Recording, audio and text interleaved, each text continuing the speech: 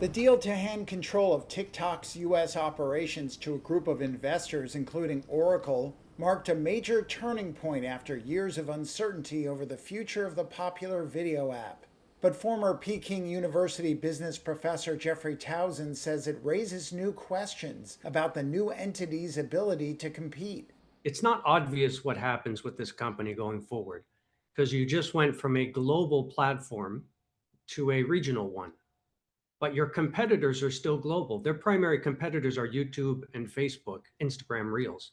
Well, if they're separate, then they are dramatically smaller than the global giants, which was not the case last month. So that has some interesting sort of business strategy and competition questions that get raised.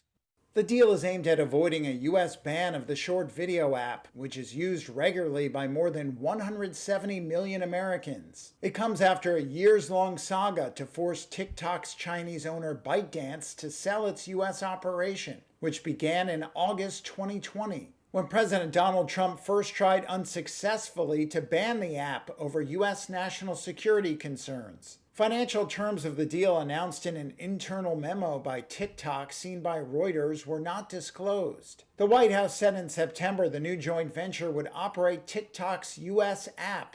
But questions remain about the deal, including the business relationships between the new joint venture and ByteDance, which will still own about 20% of the U.S. company. Sources told Reuters in September that ByteDance would also own a separate division that would control the revenue-generating business operations such as e-commerce and advertising. Those arrangements form the deal framework announced on Thursday, two sources with knowledge of the matter told Reuters on Friday.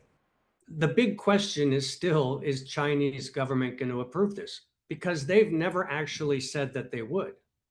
The Trump administration has said it's been approved by them, but we've never actually heard anything from the Chinese government formally.